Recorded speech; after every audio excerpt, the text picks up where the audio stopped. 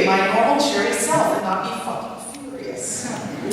But we'll do that together. We will do that together. I'm going to read a chapter from the book, then I'm going to answer some questions, then I'm going to sign some books, then we're all going to celebrate the Eucharist. So here we go. This chapter is called The Time I Cut Myself in Half.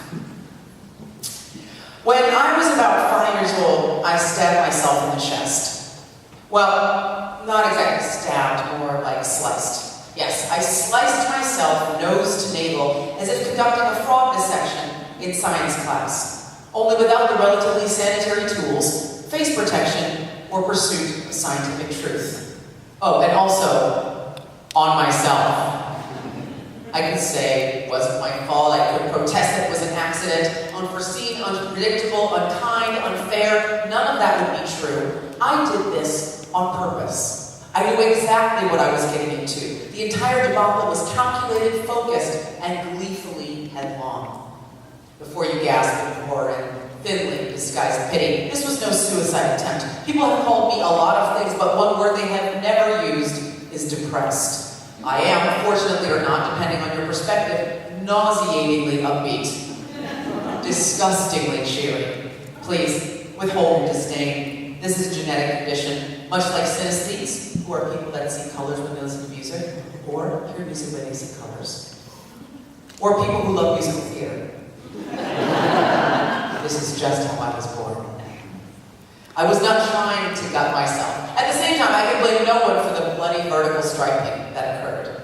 I courted that stabbing. I poked at it with a metaphorical stick, taunted it like a raging pit bull behind a wobbly storm fence, mocking and laughing as it slavered in captivity, right up to the moment the dog leapt, snarling against the wire, knocking the fence to the ground like a structure of drinking straws, and me, face first, into the dirt, or, more accurately, face first into the hot, abrasive summer pavement.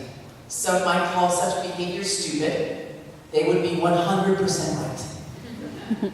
Here's the thing. I am uniquely and occasionally quite stupidly fearless. I have never been afraid. Well, not truly afraid. I've had moments of trepidation, acted tentatively on occasion, tiptoed toward my fate timorously, doubts creeping, internal alarms blaring. Occasionally I exercise a bit of caution. But more often, and to my sustained chagrin, I run sprinting towards my own demise without consideration or forethought. I like to shoot first and ask questions about why there is a bullet lodged deeply in my own foot much, much later.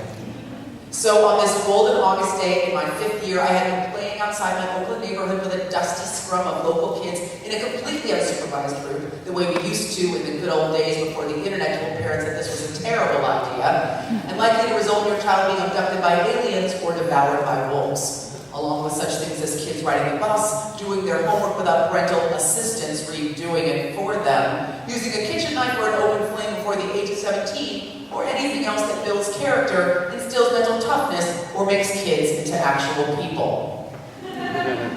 We were all in various states of typically dirty late summer disarray, faces sticky with rivulets of many hours dried melted popsicle and festooned liberally with dirt, most shoeless, many shirtless, including, inappropriately I suppose in hindsight, me.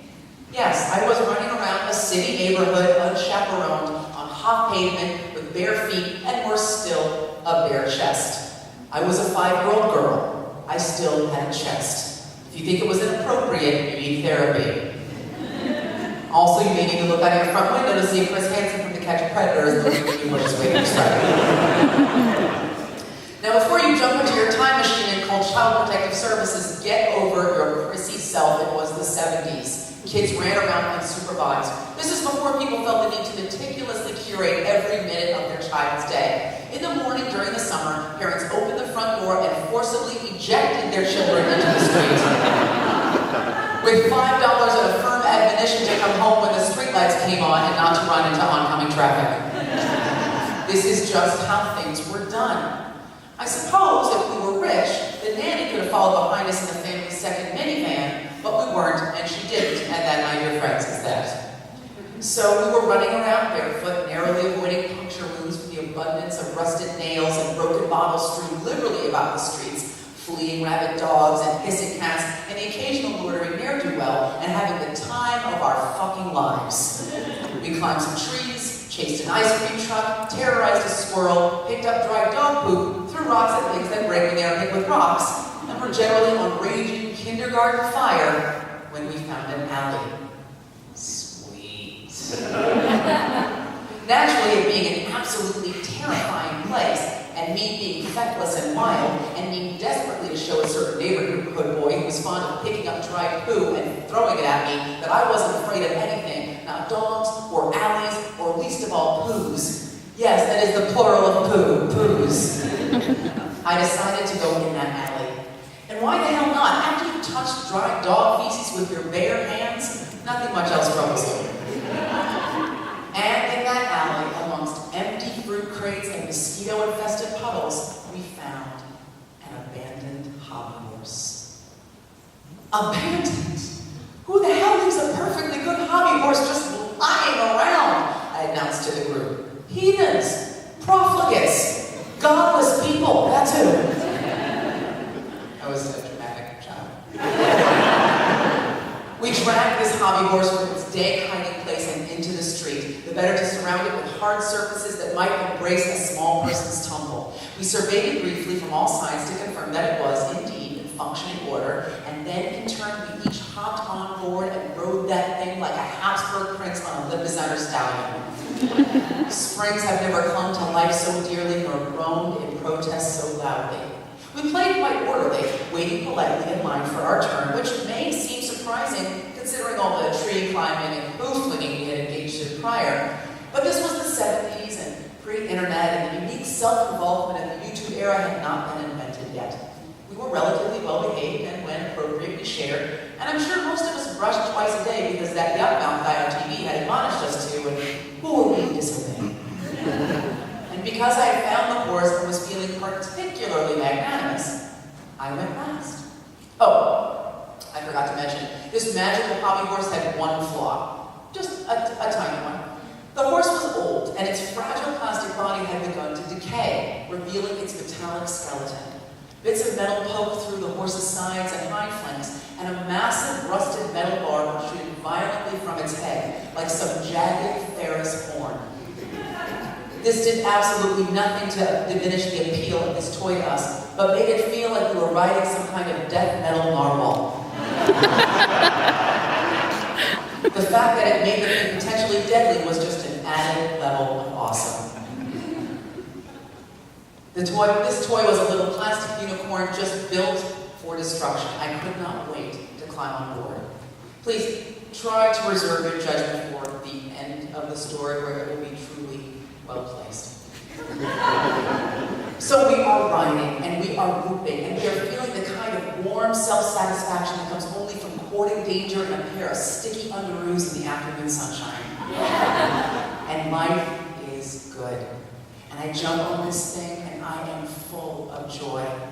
Now, as I was easily a foot taller and 15 pounds heavier than all the other previous riders, this horse was taxed beyond capacity. If it had been a real horse, its tongue would have been lolling pendulously from its froth-framed mouth as its eyes rolled wildly in socket, whites exposed to the blue summer sky.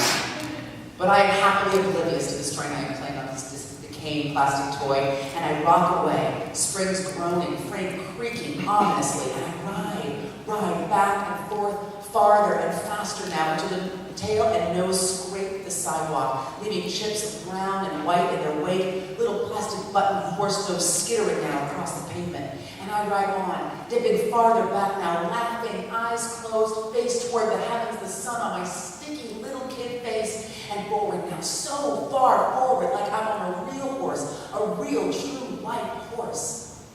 And I'm flying. And then I actually am flying. Forward over the horse's head, and that metal spike, and a bunch of negative space, and I tumble to the ground, smacking into the cement head first. This is followed by an awkward somersault, and I am flat on my back, my popsicle and dirt-bearded chin quivering with impending tears. When you were a kid, there is that moment after you've fallen when you can't decide how you feel. Things hurt, but not that much. I mean, not yet. You can't breathe, and you're a little confused, but just a few minutes ago you were having so much fun, but now you're lying on the ground in a heap, and and all that joy has turned to sawdust and Bactine in your mouth. You have to take a minute to gather your thoughts because an injury means the end of fun for the day, and maybe a lot longer than that. So you ask yourself, am I really hurt? Sometimes it's up to you to decide, and sometimes the injury decides for you. In this case, I wanted to keep playing, but the injury decided for me. I staggered to my feet, ready to finish my ride. No fair cutting, I wasn't done. But as I stood there, thinking I could walk this one off, as my father often admonished, not realizing I can't walk off a broken arm, the faces of my friends said it all. I was getting a crowdsourced diagnosis on this one long before the term had been invented. Their expressions provided ample, nonverbal evidence that I was in deep poos. I looked down. A spreading stain, a bright and crimson line ran downward from my chin to dangerously near where my junk might be. If I hadn't been old enough to have developed junk or even know what junk was. It was a long and continuous streak, growing increasingly bloody by the minute. Even my 5-year-old brain knew that a rusty spike slicing me open long ways couldn't be a good thing. My mom had squawked enough about the threat of tetanus and lockjaw coming from dirty metallic items for me to know that I couldn't just lick the back of my hand and wipe this one away like I did a skid eat or a rivulet of boogers. This was a job for someone with gauze and ointment and a bottomless supply of kisses for my boo-boo. The dreaded truth settled into my head with a thud, the thing no kid ever wants to accept. It was time to go home. And as I realized that, the 5-year-old part of my 5-year-old brain finally kicked in, and I did what a normal little kid would do. I burst into tears and ran all the way back to my house. When I arrived there, looking like a mad scientist that tried to flay me open like a tiny Frankenstein, my mother freaked out in appropriate fashion. When I told her what had happened as she was dabbing my torso with bubbling peroxide and wiping my salty tears, she asked, in that annoyingly reasonable way adults do, "Why would you play with that toy when you knew it was broken? Why would you do something you knew was clearly dangerous?" To which I gave an answer I was sure was apparent to all but the most dim-witted of people. "Mommy, it looked fun." In retrospect, it was fun once it was confirmed that I wasn't going to get lockjaw or tetanus or leprosy or cooties. Courting danger, facing fear, and engaging in life fully, without caution or conservatism, was a fantastic time. And yes, the possibility existed that I would get hurt, but the possibility also existed that I would have a shitload of fun. And that was just too strong an enticement to ignore. Fun, back then, as now, is a powerful enticement. It is why we jump out of planes, drink too much, drive too fast, fake illness to skip work, wake up in bed woozy and pantsless next to people we have just met. And no matter how mature or responsible we become, fun is always there, just out of sight, trying to lure us from our responsibilities. A nude and voluptuous siren holding a bottle full of bourbon and 2 tickets to Vegas, reeking of jasmine blossoms and cookie dough and doom. She's a foxy, evil bitch queen, that fun. She is not to be toyed with. And whose fault is this, my mother demanded. Did one of the other kids push you to ride? Was it that hoodlum Malik? I always knew he was bad at no time, calling his mother. No, I shook my head. It was my fault. Even then, I knew I had no one to blame but myself. Did I learn my lesson, my mother wanted to know? Did I realize that the world was dangerous, that I needed to be careful, that I should approach foreign objects with caution and wear shoes and put on a sweater and avoid rusty nails and never ride broken hobby horses again? Did I? Yes, I nodded. I had learned my lesson. I would be more careful. But the truth is that all I had learned was that it might be a good idea to wear a shirt occasionally. And that the next time I found a free hobby horse lying around, I was damn well going to jump on that thing and teach it who was boss. This was a harbinger of things to come. The first time I ran headlong into danger, not just fearlessly, but gleefully embracing what would surely and inevitably be my demise, without caution or restraint. That horse was corroded, barbed, and threatening, its tiny horn tipped with rust and the bloody remnants of 1,000 tiny broken dreams. And it would be mine. Oh yes, it would be mine. For that experience, for the ride, the the injury and the scar I still bear to this day, I can only blame myself. It was no one's fault but my own. I did it to me. This is the essence of a self-inflicted wound, metaphorical or other. You'd like to project blame, point the finger, claim accident, bad luck, confluence, coincidence. But the truth is the blame lies squarely with you. And the only way to salvage the experience is to try and find a way to learn from it, to grow as a person, take responsibility, and move on. That kind of personal examination and growth is what self-inflicted wounds are all about. A long, slow movement towards adulthood, and the learning and growth that can only come with a few scrapes and scars. As for me, I blame the horse.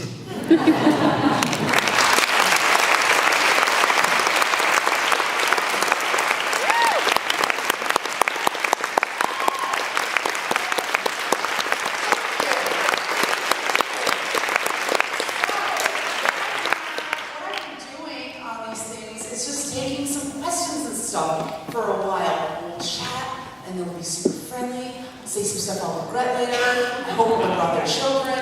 And just raise your, there's a microphone. I guess you can stand up and come to the microphone. Or if you feel shy, you can raise your hand and shout it out furtively. I'm not judgmental. But be brave. The book is about being brave. Be brave. Yes, back there. Or were you just like, check this? Okay. Oh, yeah, if everyone's coming. I mean, you just do whatever you feel comfortable. Yeah.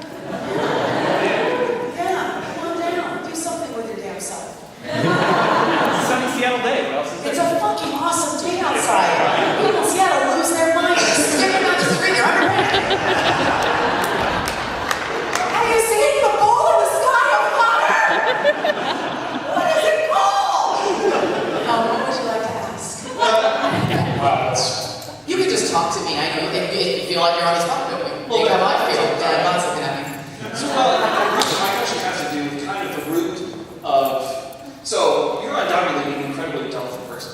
That's very kind. Thanks, Mom. That's why we read the interwebs. Yeah, the interwebs, that's all planted. I mean, like. Exactly. Yeah. So, really, my question kind of goes to the root of successful comedy. Okay. So, I learned in school because I was an acting student and all that crap. Mm-hmm. And comedy was always more difficult. Because it's easy to be dramatic, it's easy to be a big, sloppy bastard. Mm-hmm. So what is it about comedy, being a successful comedian, that requires such intelligence and appreciation and awareness of the world? Because you're a scientist, you know all the things that you study. Yeah. So how does that make you? What is it? What is the connection? Oh man, I was smarter, I tell you. But yeah, it's a really interesting question. So you can sit or you can stand, whatever you like. You might want to let everybody get a look at them teeth as rock squat and roll. Yes. It's a work style. Like elbows, it gets you like rock star. So yeah, it's a really good question. I think it's interesting. First of all, and yeah, go sit down. Don't feel pressure. Everybody watching, go sit down. We got an applause for your question. Well, I didn't say something good to say. So, it's been widely stated, actually, that comedians tend to be relatively intelligent people. I mean, it's not like we don't have clowns in our business. But generally, comedy is an art of ideas, right? It's an art for words and ideas. Obviously, there's things that are slapstick. There's a buffoonery element or a wing to the art form, but it's generally about piercing ideas and piercing preconceptions.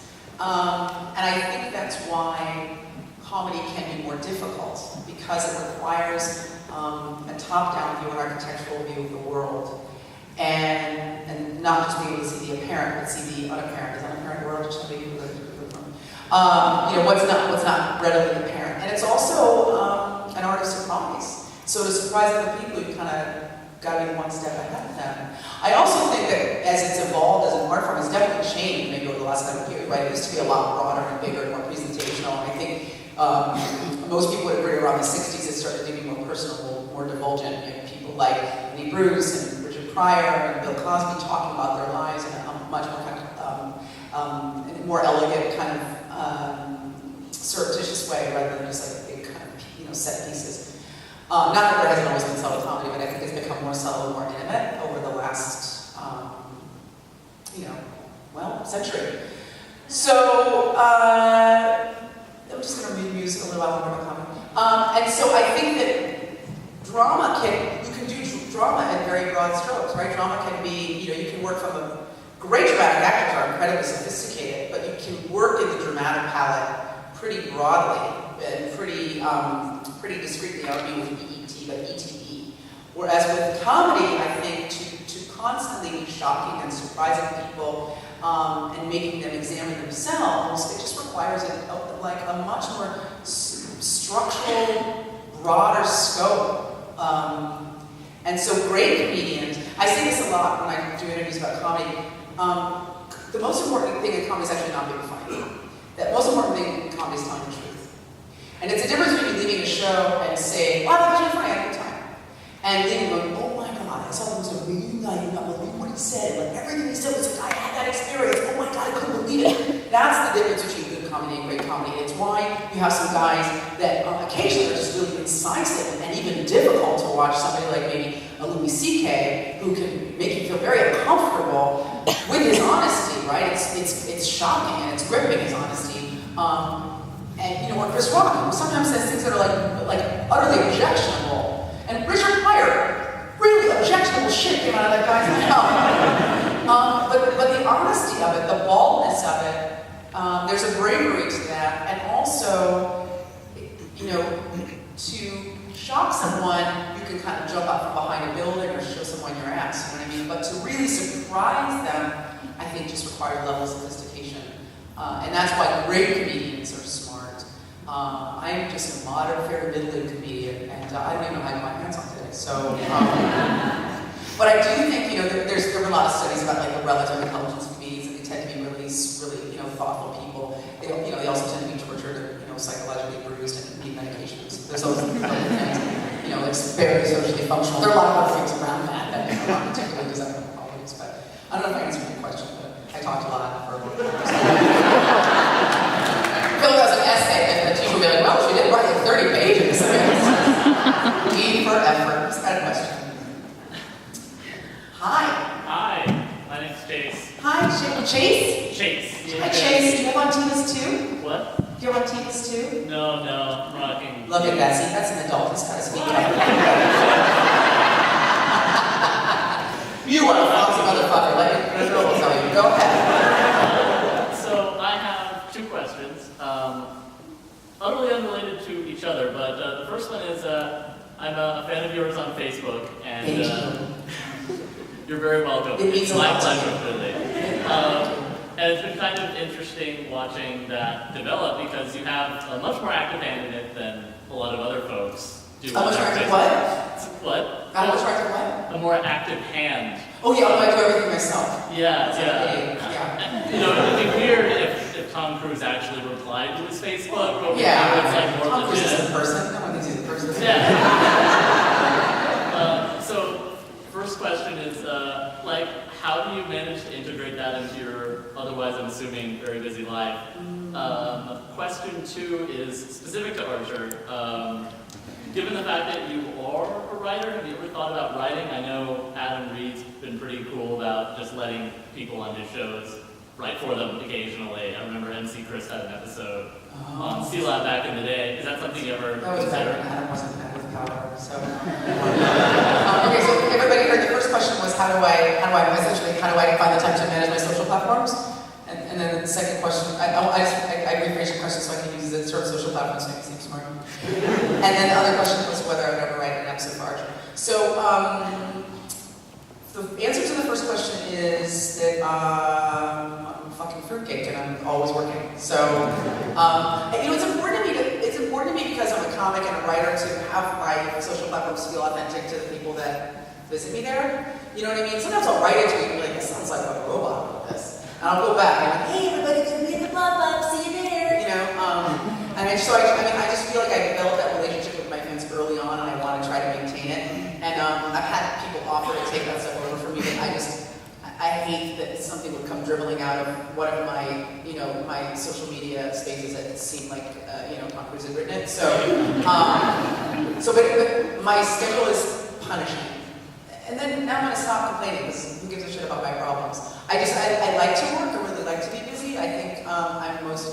effective and most energized and most productive when I am really like walking the line between very, very busy and nervous breakdown. Like there's like a real tiny sliver in there that I'm living in. When I have a lot of time on my hands, I tend to procrastinate and kind of fuck around and play like 300 hours of Fallout 3.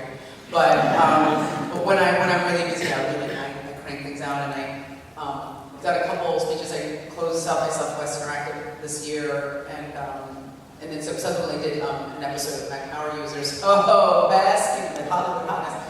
And it was a workflow episode. And talked about how, for me, from a creativity standpoint, it's not about doing like a lot of shitty work, but it's about doing all of the work I think I can do, all the work I can manage, because I feel like just looking at challenges as opportunities rather than as obstacles is what makes me a better, more interesting artist. And so I always say I'm an art shark, just keep moving forward, that's kind of my thing. So I'm highly calendared, and I've been doing this for a while now, and I just started reading 4-Hour Workweek like 15,000 years after it came out. Because I had two parents on my podcast, and now we're best friends. And if you're not a premium subscriber, you can't hear the stuff. But and I have this kind of not even a little crush on him. And I'm trying to be more effective at eliminating things from my plate quicker. So right now, this last year has been about reducing choices and making decisions quickly, not doing a lot of considering. I'm just like done. That gives me time to curate my experience and my interaction with my social media followers.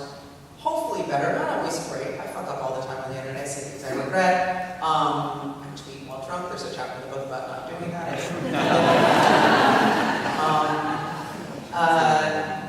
But it's important to me. That aspect of my life is important to me. I feel like that's a real conversation. I think some people think it's a tool. And I also think some people see social media as a way to manipulate people. You know what I mean? Just a marketing tool to manipulate people to come see their shows. I don't know who the fuck is liking Hellman's mayonnaise. Don't do that. Don't come on Facebook and like a fucking mayonnaise brand. What's wrong with you? Go like real shit, like people, like bands, like your cousin is trying to start a lemonade stand. Don't like fucking grown-ups too. Fuck yourself. That's not good. Universal doesn't need you to fucking like grown-ups too. You know what I mean? Of course you could hate yourself after you see it.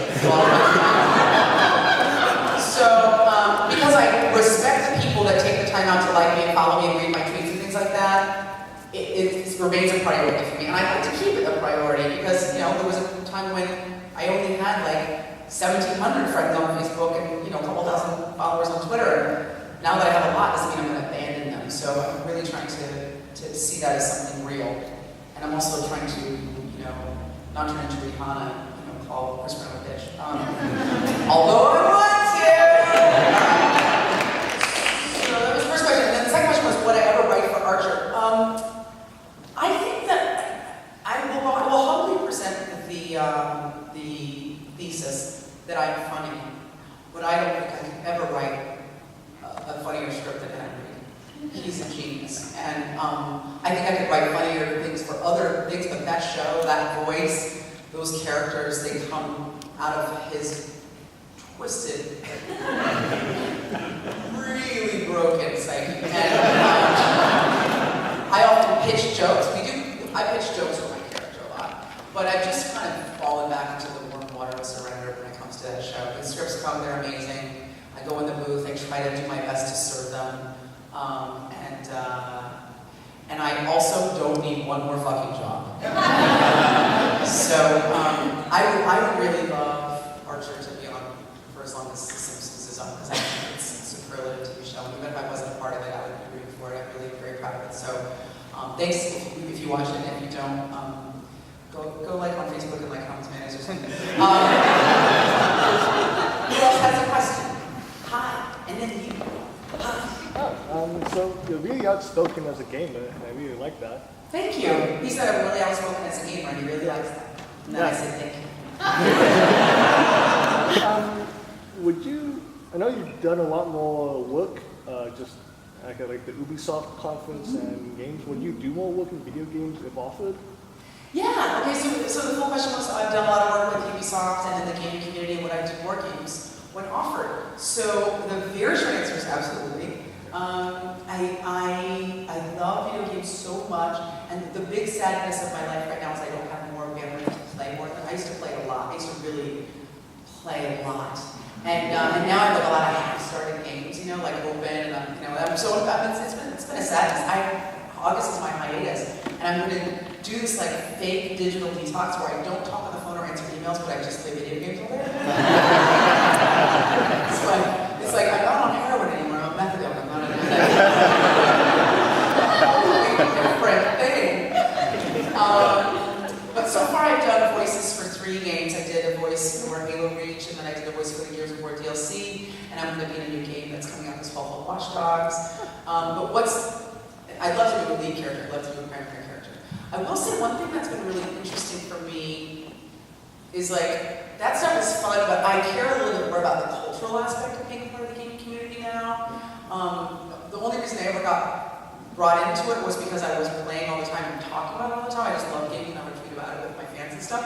And then I started to kind of get, co-opted isn't a very nice word, but I think I can do another one. So brought in by the corporate side of things, since it was always great to have a gamer that people know and can talk about their games and stuff like that. But I was just super fucking psyched to be around video games. Like, I go to E3 and everyone's like, oh, you're gonna do this. I'm like, no, I'm not gonna run. I play every fucking game I get my hands on. That's what I do. And I go into booths and I'm screaming and I'm crying and you're like, this person doesn't get out of the house. I love that. So for me, I hope I do because I love having access to that stuff. I am a player. I love talking with people this year at E3. If people know what E3 is, it's an electronic entertainment expo. It's where all the game companies bring their games in, and it's not to the public. It's just open to like video game bloggers and writers and people like that, journalists. They're gaming journalists. If you didn't know that, right? And you get to play the game before they come out, and it's super, super fun. And I just love being around those people and asking them what they're into. And so I think you have a corollary question. I see your hand going up again. Yeah, you should totally come to PAX. So. I know, I get invited to PAX every year by the guy who runs it. But I'm always working. I know. It's always on a weekday. Or is it like, no, what is it? It's like Labor Day weekend. Labor Day weekend. All right, what I have to do is like block off a Labor Day weekend in like 2017. But I'm kind of come. I know, every year at E3, I see the Penny Arcade Expo guy, and he's like, you should come to PAX. And I'm like, I feel like we had this conversation already. But I really do want to go. And I'm also, like one thing that I'm really happy about when I was talking about the cultural aspect of being a part of the gaming community, is that I feel like any group, doesn't matter what group and how we're organized around a common like or an ethnicity or a religion or whatever it is, whenever a group forms, it tends to immediately become exclusionary in some way. And the gaming community has taken a lot of knocks for being, misogynistic, or if you've ever played on Xbox Live, people love to say relationship on Xbox Live. I don't think they mean it. They're like, what's the worst thing I can think of? Let me say it 30 times. You know what I mean? And so it's been nice for me doing what I do in the gaming community and with my podcast and other things, because what I get is a lot of people writing and saying, I like that you're out there because it makes me feel better about being a girl who plays games, or a black guy who likes Metallica, or an Asian kid who skates and listens to punk. And that's been the most satisfying thing for me now, is not that I think of myself as any kind of masthead, but I was just such a weird fucking kid. And I just want other weird kids to not feel so fucking weird. That's my goal.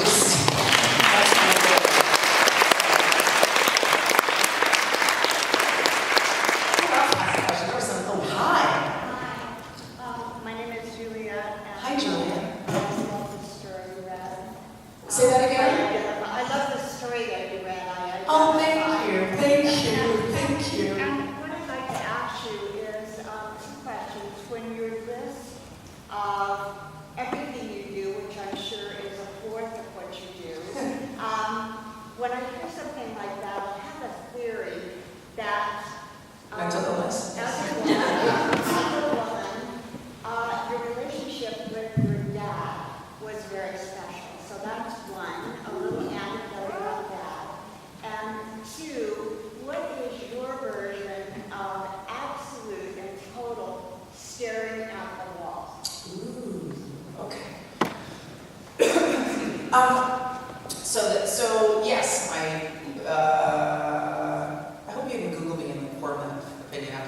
My relationship with my father is very strong. My parents divorced when I was about 10 years old, and my parents each took one of us. So my mom took my sister, and my dad took me. I always say that rich people fight over kids, and poor people were like, which one can you afford?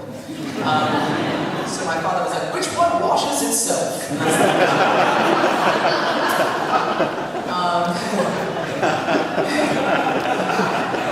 I will take the one that can care for its own mom. And my dad was very influential and remains very influential in my life. Yeah, I'll say two things about that. One is that, and I talk a lot about it in the book, and I actually had it on my podcast. It was my Christmas episode, the first season of the show.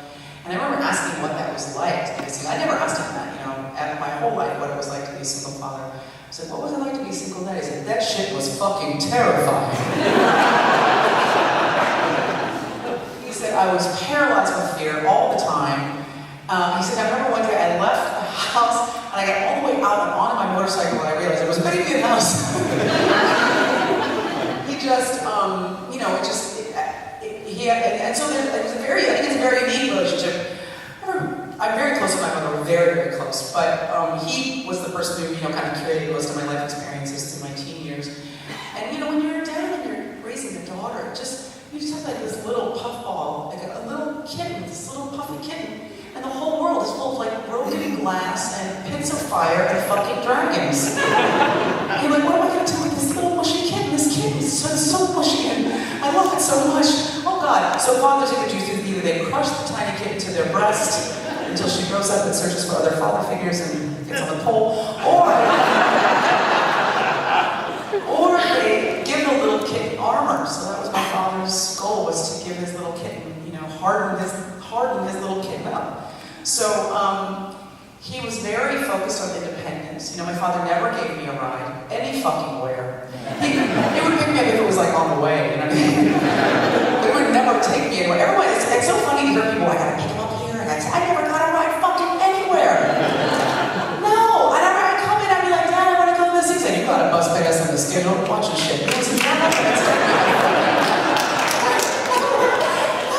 And I remember thinking it was so mean, but he just was not interested in curating my life experiences. Like, I'm not going to be there to take you places when you're an adult, so you got to fucking figure it out now.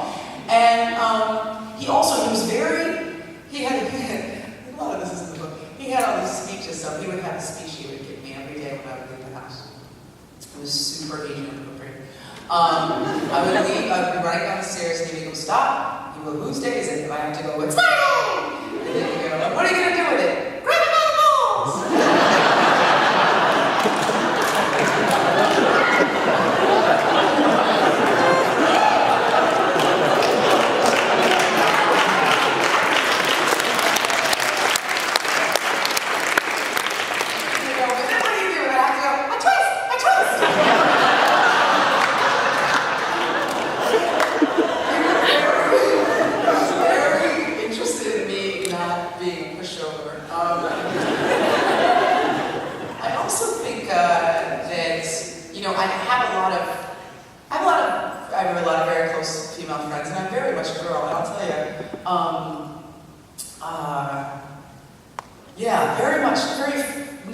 Very female, but I have a lot of, so into boys, but I have, although if I was into girls, I'd make me super female too, like super extra double female, but, and I am a little bit into girls.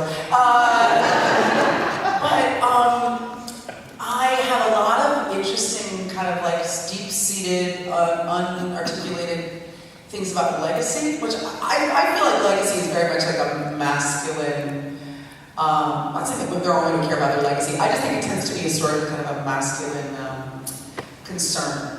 What am I going to leave behind? And that's mainly because, I want to see some sexist things. Hooray! Okay, so it's mainly because I think genetically, once women have children, that is a big aspect of their legacy. It's not all their legacy. A lot of women want to change the world and do amazing things, and many women do. But I think men are told by society that their legacy should be something outer, right? That it should be something out there. And women are told by society that our legacy should be our children. I'm not saying that's right, I'm just saying that's how we've been socialized. So, but I was, I just was socialized to go out and do things. So it is very much, and also I don't have any kids, so fuck that shit. I don't know if you guys know this, but they come out of your vagina.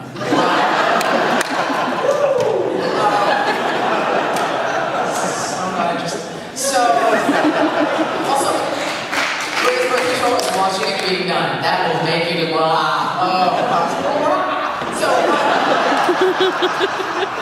So because I don't have children, and maybe because I have this really intense father figure in my life, I do think I'm a little concerned with like, you find these things out about yourself later. Like, why am I running so hard? Oh, I think I want to leave something behind. Oh, this is so therapeutic. But I guess, here's what I will say to put a fine point on the end of this long-ass rant. Because I was such an odd kid and I was such an outsider, I do think if I was being fully divulgent and honest, I would say that a large part of my early life was spent trying to get people to like me. And then when I realized it wasn't going to work, I kind of stopped giving a shit, which I'm very grateful for because it meant I kind of just did my own thing and stopped trying to conform. But I do think that there's an added, whatever kind of fundamental psychological formative shit happened that I'm like, I'm gonna make a bunch of shit, show those motherfuckers who's boss. But because I never cared about fitting in, I did a lot of weird stuff that maybe felt like it was kind of outlier behavior. So, when I wanted to do talk, when they were looking for a new host for Talk Soup, I loved that show, and I remember calling my manager and saying, hi, I really like to audition for this show, I love it, I watch it all the time. And he said, they're never gonna hire a black woman. I'm not even gonna submit you for it. Then I fired him. And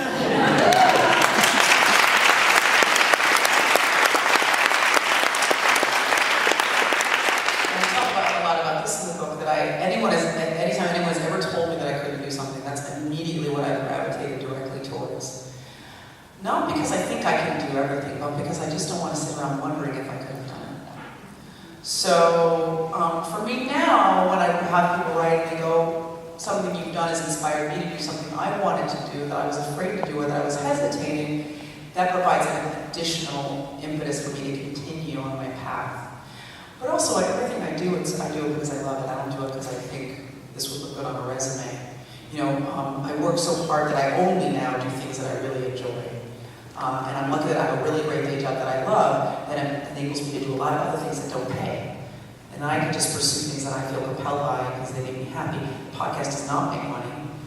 It's an insane amount of work. I don't have a producer or a sound engineer. I maintain the website myself. I do everything for that. And now I find it hard to kind of help me book guests, but everything else I do, sound engineering, I cut the show, I upload, I conform it, I do everything. I write everything I do everything on the website. No one maintains that for me. And that's not a complaint. It's just, I just do things that I care about. And so if I care about them, I'm willing to put the energy in. And who knows? When I'm old, maybe people will just go, that bitch was crazy. I have no idea. But that's okay with me, quite honestly. Because at least I'll have hopefully done some interesting stuff that made me happy. So, yeah, that was, I don't know if that answered your question, but my dad is awesome, by the way.